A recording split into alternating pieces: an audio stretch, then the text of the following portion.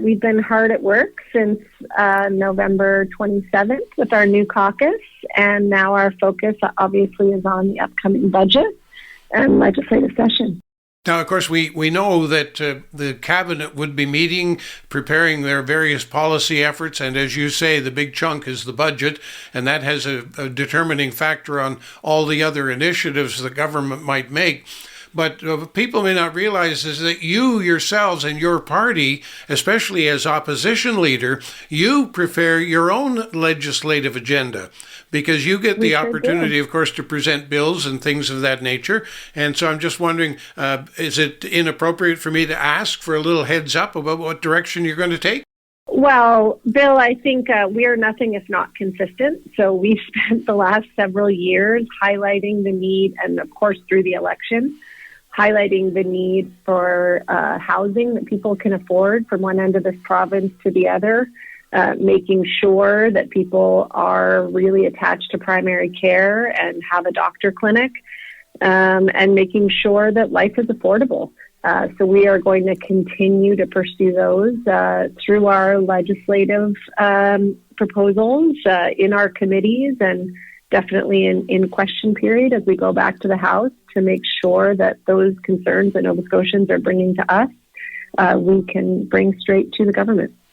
You know, speaking of that too, there's kind of a sense that I get and over the years, and it's not just because you're the leader, but your party in particular seems to have a reputation, if you will, for empathy. Oftentimes, whether it be the Liberal government, the Conservative government, you know, they seem to be kind of, give me the facts, you know, the old Sergeant Friday thing, just the facts, ma'am, just the facts. And yet you have a sense of empathy pours through your press releases and the issues that you see close to your heart. And one of those is happening to us right now. I had occasion to talk with the RCMP just before Christmas about the Christmas holiday period being unfortunately, a high point for intimate partner violence. The violence seems to erupt and develop more during holiday periods, and this year was no different. And we've had a couple of situations in Nova Scotia that remind us that all too clearly of intimate partner violence. You've issued a press release referring to the term epidemic. One episode of intimate partner violence is one too many. So I'm not trying to underestimate it, but at the same time, do we really want to make it sound like it's that much out of control? Well, I'm really glad you brought that up. And I want to start by saying that, you know, absolutely, we see a rise in all kinds of tragedy, sadly, over the holidays, but we've lost 7 lives directly to or as a result of this kind of intimate partner violence in the last few months. And that is unprecedented, at least in the way that it's been reported. The term epidemic came from the Mass Casualty Commission and, in fact, has been codified into law by all members of the Nova Scotia Legislature. So in the report from the Mass Casualty Commission, those commissioners who spoke to families and communities and law enforcement experts and frontline organizations very clearly in their final report said we must treat intimate partner violence as an epidemic. It is something that is not normal, that is lethal, and that is happening with far too much incidence in communities across the country, but certainly in our province. So we didn't choose that word. It's not meant to be hyperbolic. I recognize that it's uncomfortable for some people to look at it in that way, but part of the challenge in combating this kind of domestic violence is that nobody knows what to do and nobody knows what to say, particularly in small communities. And a lot of that report in particular focused on rural Nova Scotia and the ways in which it's very difficult to speak up in a small community often.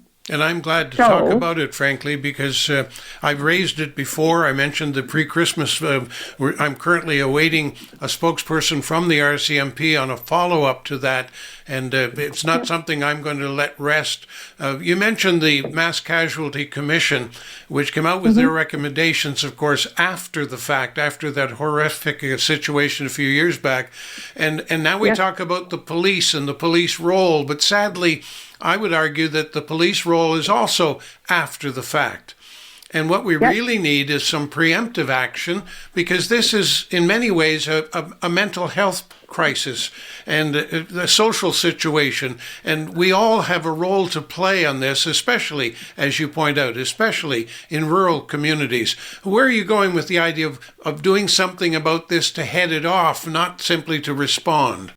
Absolutely. And so I want to say that in addition to all of those recommendations that came out of that tragedy, we also had the Desmond inquiry about the terrible murder-suicide that happened in that case, and a number of other guiding documents. But as you say, Bill, all of them are focused on what can we do for prevention and upstream. And I'll tell you, I've spent the last few weeks meeting with dozens of frontline organizations, survivors, advocacy groups, and there's a couple things that they point to. One is education. So there's nothing in our education system, whether it's the code of conduct or the curriculum, that addresses these issues with teens, frankly, P through 12. We don't talk about really in an in-depth way respectful relationships, and how to make sure that we're in healthy relationships, and how to know when we're not, and where to go if there's a challenge. That's a place where all kinds of these norms are formed.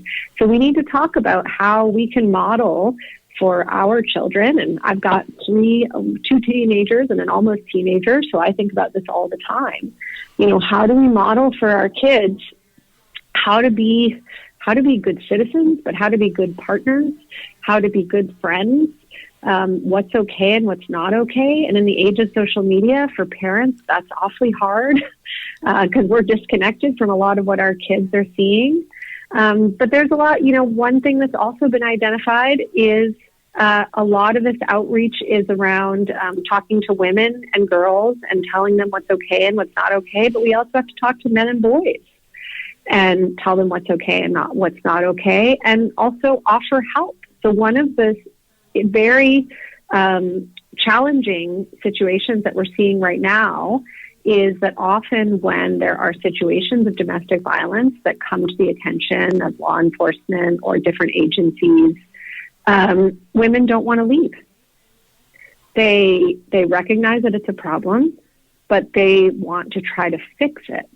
And so we need to make it okay, and we need to have the resources and let people know that there are resources where men can get help if they need it, where men can understand how to, maybe address. Often this comes from what they've had in their own past, right? How do we live in good, healthy relationships? Because this violence is happening in our communities all the time.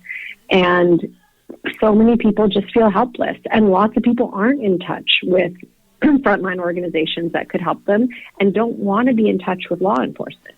So one of the things, and I think, RCMP and police recognize this, is law enforcement isn't always the best first interaction. There are other kind of crisis response interventions that might have social workers and other kind of folks that people might be more willing to access if they know that they're not going to immediately get engaged in the criminal justice system. So there's lots of work to do. There's lots of things that we can do to prevent it. Anyway, just to say that I know the term epidemic can be challenging, but we are in a situation where there is too much violence. And there's all kinds of things I believe we can do to stop it. I appreciate that. And of course, this is not new. If anybody tries to suggest that this didn't happen years ago, is really a blind eye. And that's part of the problem, because we never used to talk about it at all. And Absolutely. and as you say, we need to start not only talking about it regularly, but starting talking about it formally in the education process and beyond. In fact, I've had a couple of therapists on the program, and one of those is going to join us now on a regular basis every other week, starting next week, talking about mental health issues and concerns, because it used to be that people would just kind of wince and turn inside out and didn't know what to say and didn't even want to talk. But we can't hide it. You can't sweep it under the carpet, especially where the violence seems to escalate. And as you pointed out, 7 people have died in the last while in this topic that some people want to pretend doesn't exist, but it does. It's real, and the impact is real, and the lasting impact on society, not just on families, but on society, is real. So I'm really glad that you're willing to talk about it and willing to search out. Do you have? I know you have people come to you with issues like this from time to time. I think of places like Autumn House that we have in Cumberland County and others. Where do people go when they're willing to go talk, or when they're willing to try to get away from the situation? Where do you suggest people look to? Oh, well, that's a great question, Bill. And this is one of the pieces of work that has to be done. We need to get much better about making those resources available. In outside of HRM, I would say that the Transition Houses Association of Nova Scotia has lots of resources, and they've started advertising.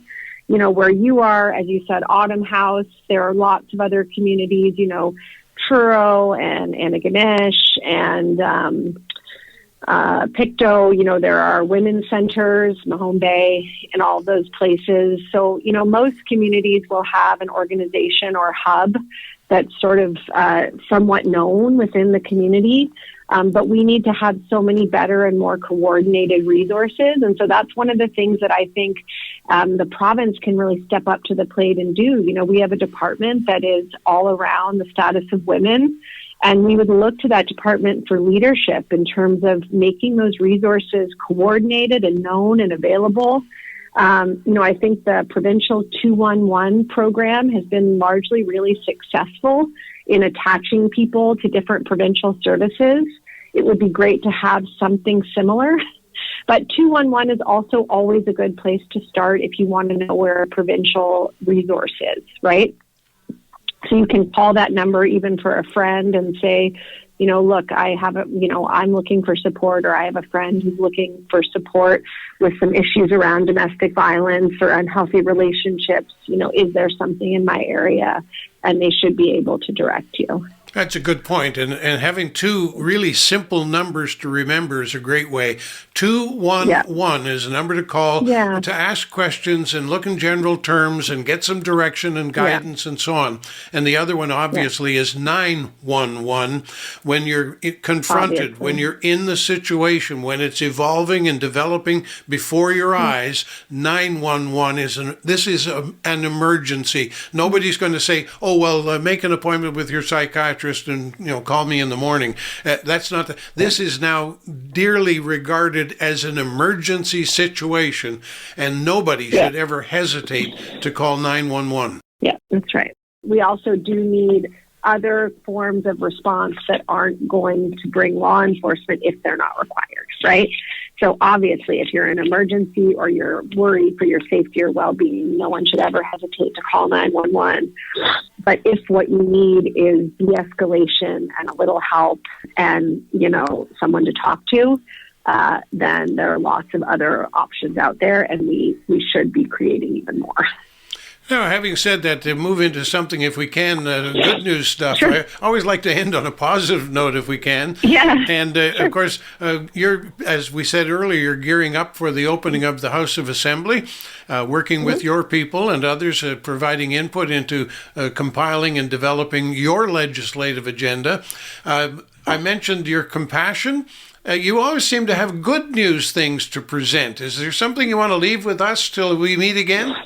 Oh, well, we've always got all kinds of good news. I mean, I think we like I say, I think we want to talk about how we can make lives better, and making people's lives better is a good thing. I just came from a meeting in Dartmouth where we have a navigator program that's helping folks who are looking for housing, and she's gotten 20 people either into housing or into the shelter system in the last 6 months. That's huge success, right? That means a roof over someone's head and a new chance at life. So I think there's always lots of possibilities. I think one of the ideas we put forward during our campaign that got a lot of traction is the idea of a rent-to-own starter home, something like that post-war housing you see right across our province that was built, something that, families, folks starting out, or even seniors looking to downsize, kind of creating the kind of housing that people can actually afford in Nova Scotia again. All of those things, I think, would be really good news for people, and they're things that we're working on. I think there's always lots of rays of light. And for me, getting to travel across the province and talk to people, I hear inspiring, amazing stories every day about the ways that communities come together to help each other. And my push is to make sure that government supports them in that work. Now, just one last thought. I can't help but go there because I get a kick out of it. It's scary and it's dumb, but I get a kick out of it. Any response to the threats from Donald Trump and the impact that they may have on our economy? Well, I think we need to take it very seriously, Bill. I think a lot of our natural resources in particular are, those industries are bracing themselves for potential tariffs.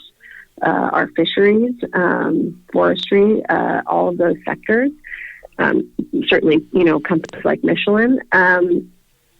So I think we need to get very serious about what a response would look like. And as we've talked about, Tim Houston and I disagree on a lot of things, but I'm glad to hear him talk about a Team Canada approach. And that's something we support. And we support a Nova Scotia approach and a Team Canada approach, and something that makes clear to the United States that they are, we have to this point had a very mutually beneficial kind of symbiotic relationship.